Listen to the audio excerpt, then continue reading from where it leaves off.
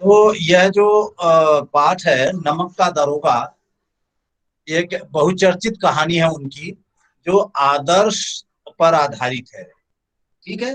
तो मैं चाहता हूं कि हम पाठ को आगे पढ़ें, इसका सारांश पढ़ें। इससे पहले हम प्रेमचंद जी के बारे में थोड़ा सा जान लें तो अच्छा रहेगा।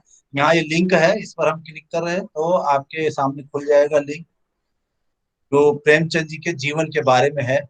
तो हम थोड़ा पहले इसको पढ़ लें, फिर हम आगे चलेंगे। प्रेमचंद जिनको जिन्होंने शुरुआत अपनी नवाब राय के नाम से की थी, यहाँ पर उनका जीवन परिचय और रचनाएं दी गई हैं, तो ध्यानपूर्वक आपको सुनना है, समझना है। प्रेमचंद 31 जुलाई 1880, 8 अक्टूबर 1936, यानी इनका जन्म 31 जुलाई 1880 और 8 अक्टूबर 1936 को इनकी मृत्यु हुई। तो हिंदी और उर्दू के सर्वाधिक लोकप्रिय उपन्यासकार, कहानी एवं विचारक थे। उन्होंने सेवा सदन, प्रेमाश्रम, रंगभूमि, कर्मभूमि, निर्मला, गबन, गोदान आदि लगभग 1.5 दर्जन उपन्यास तथा कफन, फूस की रात, पंच परमेश्वर, बड़े घर की बेटी, बूढ़ी काकी, दो बैलों की कथा आदि 300 से अधिक कहानियां लिखी है। उनमें से अधिकांश हिंदी तथा उर्दू दोनों भाषाओं में प्रकाशित हुई।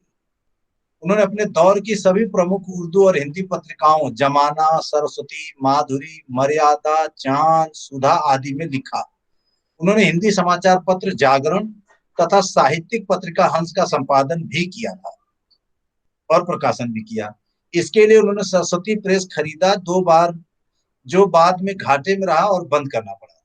प्रेमचंद फिल्मों की पटकथा लिखने मुंबई आए और लगभग 3 वर्ष तक रहे। जीवन के अंतिम दिनों तक वो साहित्य सृजन में लगे रहे। सर पटकथा क्या होता उनकी है? पटकथा, स्क्रीन प्ले,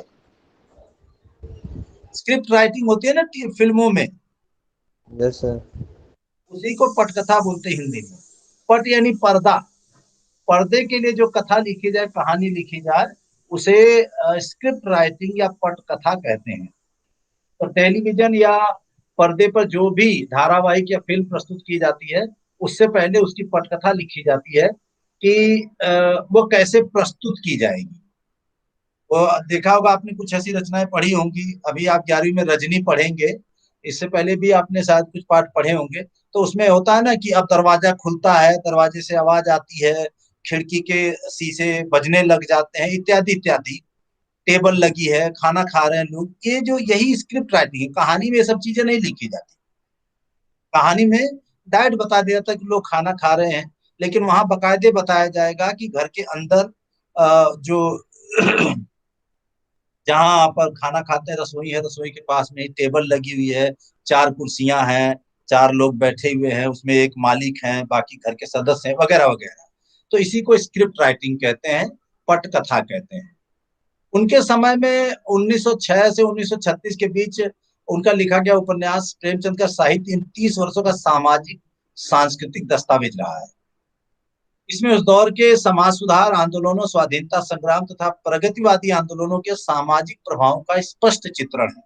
उन्होंने दहेज, अनमेल विवाह, पराधीनता, लगान, छुआछूत, जाति भेद, विधवा विवाह, आधुनिकता, स्त्री पुरुष समानता आदि उस दौर की जितनी भी प्रमुख समस्याएं, सब पर इन्होंने लिखा है। और इनकी रचनाओं में आदर्शोन्मुख यथार्थवाद, यानी जिसमें आदर्श भी यथार्थ यानी सत्यता का जो सत्यता जिसमें नजर आती है, उसे यथार्थ कहते हैं। जो सत्य सा दिखाई देता है, जो हो रहा है समाज में, और साथ ही साथ आदर्श भी कायम रखा गया है उसमें। तो इसलिए हिंदी कहानी तथा उपन्यास के क्षेत्र में 1918 से 1936 तक के कालखंड को प्रेमचंद युग कहा जाता है। लेकिन इनका जन्म 31 जुलाई 1880 लमही, वाराणसी उत्तर प्रदेश, और 8 अक्टूबर 1936 वाराणसी उत्तर प्रदेश में इनकी मृत्यु। ये अध्यापक भी रहे, लेखक भी रहे, पत्रकार भी रहे। और हिंदी साहित्य के इतिहास में आधुनिक काल जो कहा जाता है, उसके ये उसी के कहानीकार रहे हैं। तो इनकी विधा कहानी और उपन्यास, यानी जिसमें कहानी और उपन्यास ये मूल रूप से लिखते रहे हैं। तो इनका विवाह भी देखिए 2 बार हुआ है। एक बार आनंदी देवी से और एक बार शिवरानी देवी से, जो कि बाल विधवा, वो बाल विधवा थी शिवरानी देवी, जो इनकी दूसरी पत्नी थी। तो इस प्रकार से, और साथ ही जीवन में इन्होंने बड़े कष्ट सहे कि सौतेली माँ ने बड़ा इनके साथ अत्याचार किया। तो सारी चीजें इनकी कहानी में नजर आती हैं।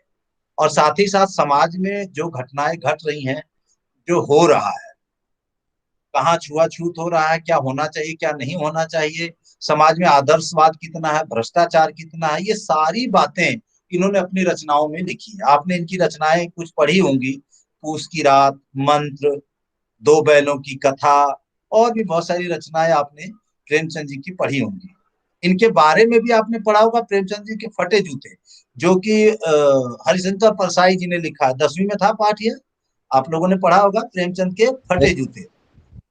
उसमें देखिए कैसे बताया गया, बिल्कुल यस सर। सिंपल, साधारण आदमी, जूते फटे हुए हैं, चाहते तो इतने बड़े लेखक थे जूता नया खरीद लेते, या किसी से मांग के भी खरीद पहन सकते थे। भाई फोटो खिंचाना तो कई बार लोग तो कपड़े भी मांग लेते हैं, लेकिन यथार्थवाद इसी को कहते हैं। वो जैसे थे वैसा ही उन्होंने अपने आप को दिखाया, अपने आप को उन्होंने कोई अलग से प्रदर्शन नहीं किया। इसी को यथार्थवाद कहते हैं, कि जैसा है वैसा ही कुछ आपको प्रस्तुत करना, तो इसे यथार्थवाद कहते हैं।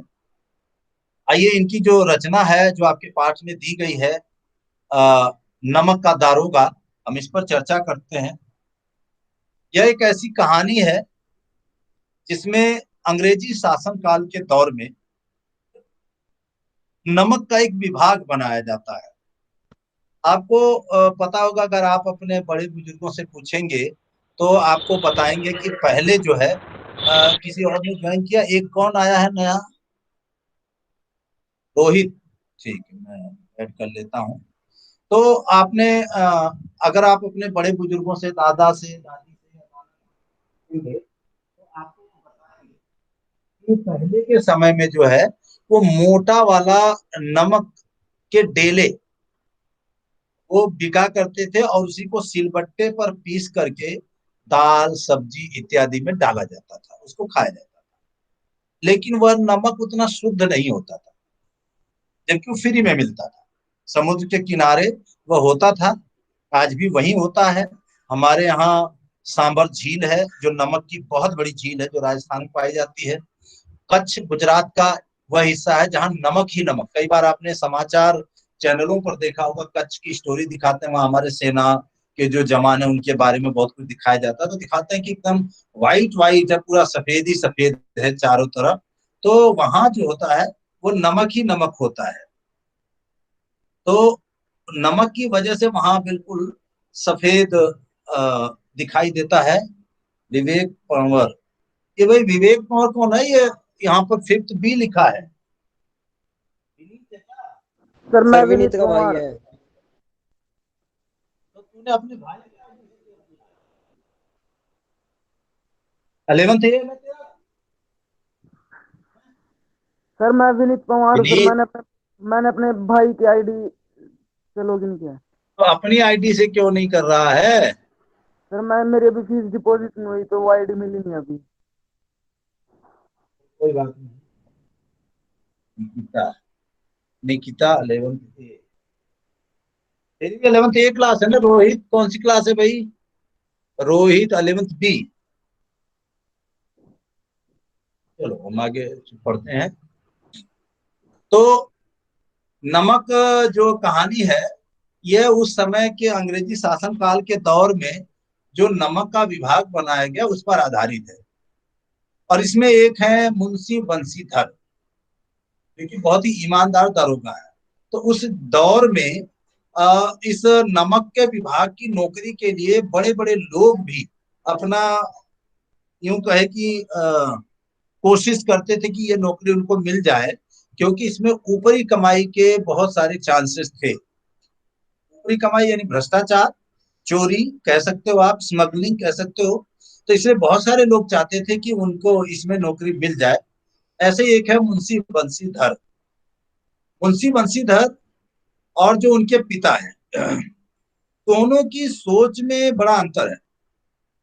मुंशी बंशीधर जो है वह एक कर्मयोगी है, ईमानदार व्यक्ति है।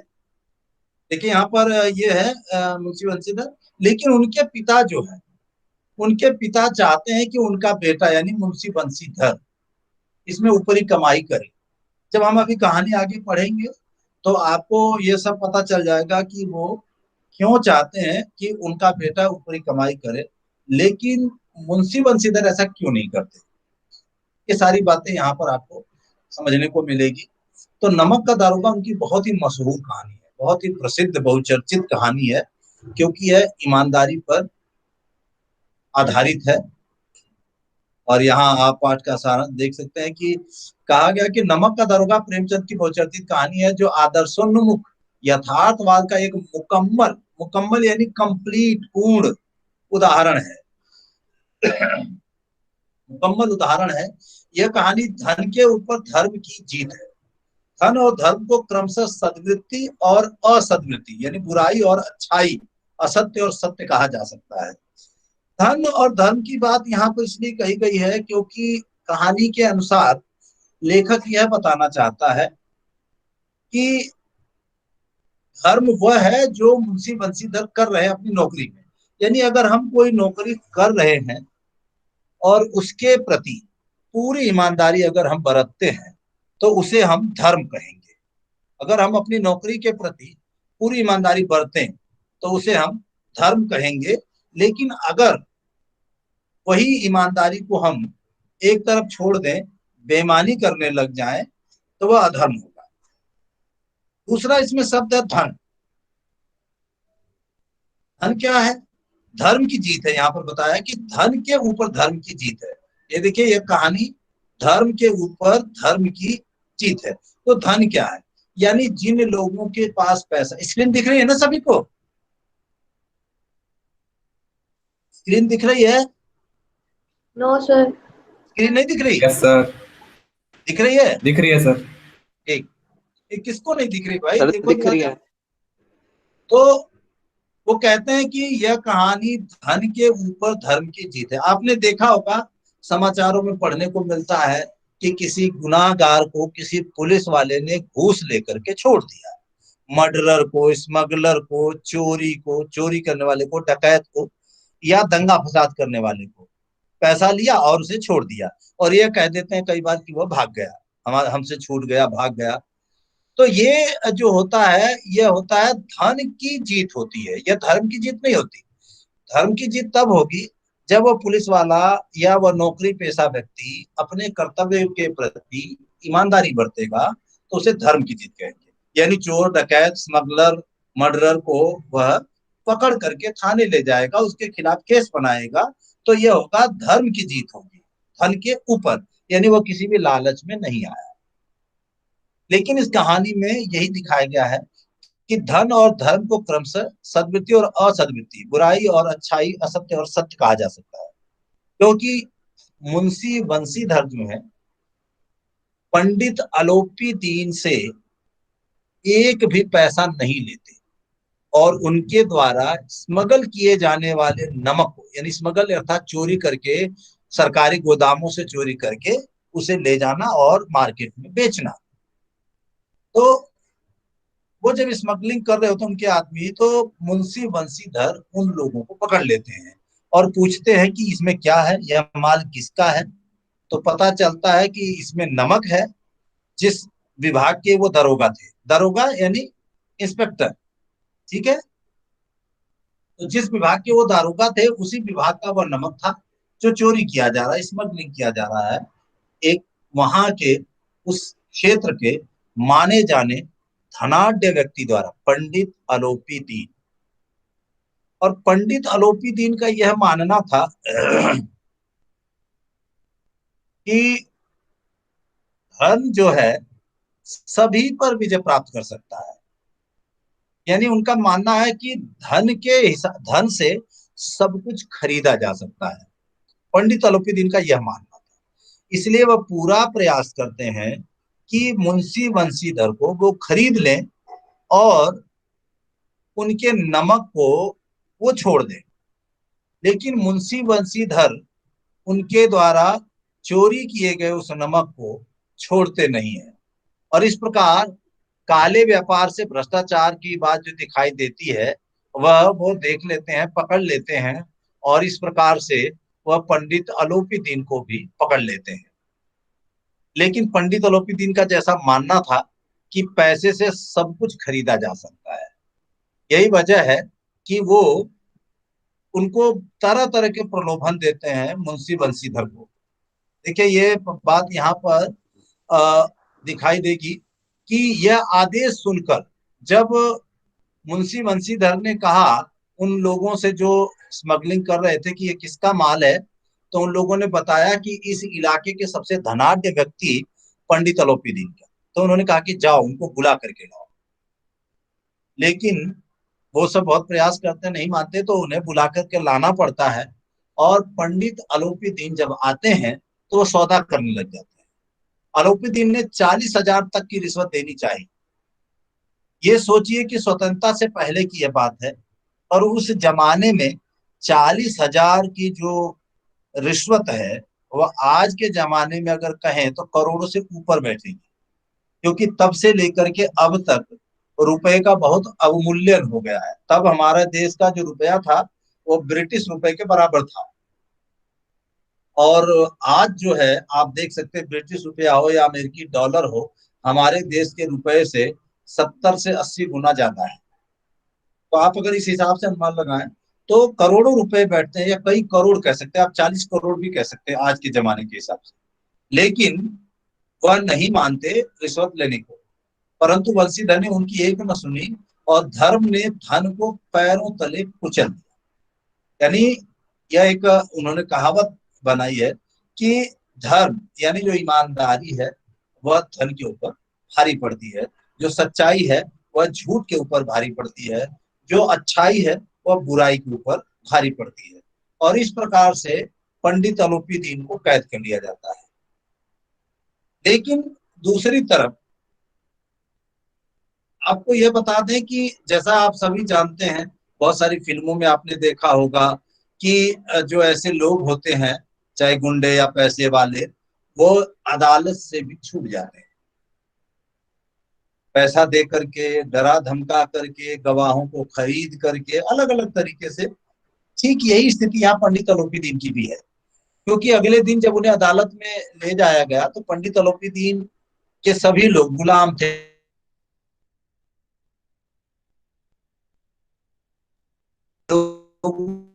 पहुंचाया करते थे। तो यही वजह है कि पंडित अलोपीदीन जो है न्यायालय से, क्योंकि उन्होंने भाई वकीलों की फौज तैयार कर दी, ढेर सारे वकील, अच्छे अच्छे वकील खड़े कर दिए। और पंडित और मुंशी बंशीधर के पास ऐसा कुछ भी नहीं था, वो सरकारी कर्मचारी थे, सामान्य सा वकील। और जो लोग यानी उनके जो साथ में हवलदार थे, सिपाही थे, वो सभी ऐन मौके पर अदालत में मुकर गए, यानी उन्होंने मना कर दिया कि ऐसा कुछ भी नहीं हुआ है। वे उनके पकड़े जाने, आक्रमण को रोकने के लिए वकीलों की फौज तैयार की, और न्यायालय के मैदान में धर्म और धन में युद्ध थम गया। बंशीधर के पास सत्य था, लेकिन गवाह लोभ से डवाडोल थे, जितने भी गवाह थे सब लालची थे, और यही वजह है कि सभी के सभी मुकर गए। मुंशी जी को न्याय में पक्षपात होता दिख रहा था, मुंशी यानी मुंशी बंशीधर, यहाँ के कर्मचारी पक्षपात करने पर तुले हुए थे। मुकदमा शीघ्र समाप्त हो गया। डिप्टी मजिस्ट्रेट ने लिखा कि पंडित अलोपीदीन के विरुद्ध प्रमाण आधारहीन है, वे ऐसा कार्य नहीं कर सकते। भाई इतने बड़े आदमी जो गिने जाते हैं क्षेत्र में, तो जज ने भी मान लिया कि भाई इतने बड़े आदमी नमक क्यों चुराएंगे, और जो गवाह थे वो ऑलरेडी पलट गए। तो ऐसी स्थिति में मुंशी बंशीधर वहां पर झूठे साबित हो गए। लेकिन अदालत ने कहा कि दरोगा का दोष अधिक नहीं है, परंतु एक भले आदमी को दिए के कारण उन्हें भविष्य में ऐसा न करने की चेतावनी दी जाती है। और इस फैसले से सबकी बाँचें खिल गई, खूब पैसा लुटाया गया, जिसने अदालत की नींव तक खिला दी। बंशीधर, विद्वता, उपाधियां आदि सभी निरर्थक लगने। बंशीधर को लगने लग गया कि ये न्यायालय में जितने भी लोग बैठे हैं, जिन्होंने जज की उपाधियां ली हुई हैं, जो न्यायालय में बैठे हैं, जो वकील हैं, सब बिके हुए हैं, कोई भी सही नहीं है, उन्हें सब निरर्थक लगने लगे। और फिर जाहिर सी बात है उस डिपार्टमेंट में भी बाकी जो उनके बड़े ऑफिसर है वो मिले होंगे। यही वजह है कि बंशीधर की बर्खास्तगी, बर्खास्तगी यानी सस्पेंशन का ऑर्डर भी आ गया 1 सप्ताह में, और उन्हें कार्यपरायणता का दंड मिला। कर्तव्य परायणता यानी अपने कर्तव्य को ढंग से निभाने के बावजूद भी उन्हें दंड दिया गया। दुखी मन से वे घर चले, उनके पिता खूब बड़बड़ाए। अब देखिए उनके पिता क्यों बड़बड़ाए, क्योंकि उनके पिता तो पहले ही चाहते थे कि उनका बेटा बेईमानी करे। वो चाहते थे उनके पिता कि उनका बेटा बेईमानी करे, लूटपाट करे, घर में जो गरीबी है उसको दूर करने के लिए वो इस तरीके का काम करे, लेकिन वो नहीं करते हैं ऐसा। कहते हैं कि जी चाहता है तुम्हारा और अपना सिर फोड़। उनके पिताजी यानी बंशीधर के पिताजी ऐसा कहते हैं। उन्हें अनेक कठोर बातें कही। माँ की तीर्थ यात्रा की आशा मिट्टी में मिली और पत्नी ने भी कई दिनों तक मुंह फुलाए रखा, उनसे बात नहीं। तो देखिए होता क्या है कि ऐसा कई बार होता है कि आपके अपने ही सगे संबंधी आपसे पीछा छुड़ाना चाहते हैं, आपसे दूर होना चाहते हैं, क्योंकि सबको पैसा प्यारा है, धन प्यारा है, सभी चाहते हैं कि धन संपत्ति उनको मिले। और इस प्रकार से मुंशी बंशीधर जो कि एक ईमानदार व्यक्ति हैं, वो बेचारे यहाँ पर अपने घर में भी उनकी इज्जत नहीं है और ना ही बाहर उनकी कोई इज्जत कर रहा है। सभी को लग रहा है कि मुंशी बंशीधर है। हालांकि बहुत सारे लोग जानते हैं कि पंडित अलोपीदीन इसमें भ्रष्ट हैं, उन्होंने स्मगलिंग की है नमक की, लेकिन उसके बावजूद भी एक बड़ा आदमी है, सबको पैसा बांटता है, पार्टियां करता है, शिकार उसके इतने बड़ी उसके जमीनें हैं, इतनी ज्यादा उसके पास जमीनें हैं, जहाँ जंगल है, लोग उसमें शिकार खेलने आते हैं। जब आप पूरा पाठ पढ़ते हैं तो आपको ये सारी बातें वहां पता लगती हैं। तो कौन उनका साथ न देगा।